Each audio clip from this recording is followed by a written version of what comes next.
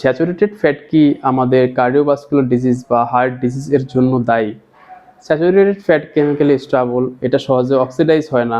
And কিছু কিছু saturated fat আছে যেটা রুম টেম্পারেচারে হার্ড থাকে। আমরা গরুর মাংস, ভেড়ার মাংস, ডিম, কোকোনাট, কোকো চকলেট থেকে স্যাচুরেটেড ফ্যাট পেয়ে থাকি। অধিকাংশ মানুষ মনে করে স্যাচুরেটেড ফ্যাট সমৃদ্ধ যেসব খাবারগুলো আছে এগুলোতে কোলেস্টেরল থাকে, অ্যান্ড এইসব খাবার খেলে আমাদের ব্লাডে কোলেস্টেরল বেড়ে যায়, অ্যান্ড ব্লাডে কোলেস্টেরল বেড়ে গেলে আমাদের আর্টারিতে গিয়ে ব্লক তৈরি করে, ব্লক তৈরি করার ফলে আমাদের কার্ডিওভাস্কুলার ডিজিজ বা করোনারি হার্ট ডিজিজ ঘটে আমাদের বডিতে। কিন্তু এটা ভুল ধারণা, কারণ কোলেস্টেরলের অনেক মেজর ভূমিকা আছে আমাদের বডিতে।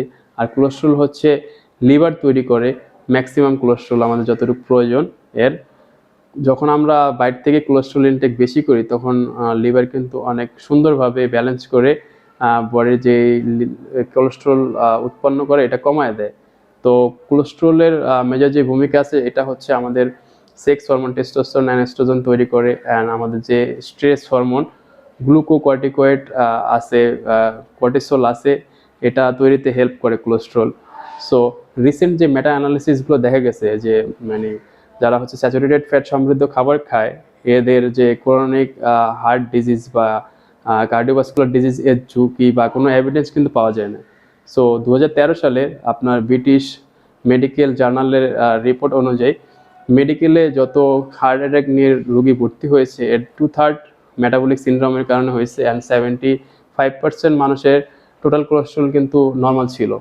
তো এটা বলা যাবে না যে একজন সুস্থ মানুষের মানে হাই কোলেস্টেরলের কারণে হার্ট অ্যাটাক বা কার্ডিওভাস্কুলার ডিজিজগুলো হয়। এটা মানে শুধু এটার উপরে দোষ চাপানো যাবে না।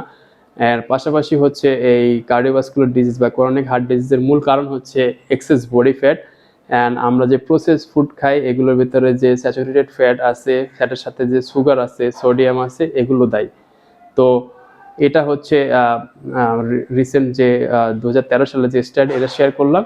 অ্যান্ড স্যাচুরেটেড ফ্যাট কতটুকু ইনটেক করা প্রয়োজন, আমাদের যে টোটাল ফ্যাট ক্যালোরি আছে, আমরা যে টোটাল ক্যালোরি ইনটেক করি এর 10% ইনটেক করবো আমরা স্যাচুরেটেড ফ্যাট দিয়ে। অ্যান্ড এটা হচ্ছে poly unsaturated and mono unsaturated যে ফ্যাট আছে এটার সাথে ব্যালেন্স করে আমরা ইনটেক করব, অ্যান্ড অতিরিক্ত করব না, আমাদের যতটুকু প্রয়োজন অতটুকু ইনটেক করব। এটা আমাদের স্বাস্থ্যের জন্য ভালো। সো ভালো থাকবেন, আসসালামু আলাইকুম।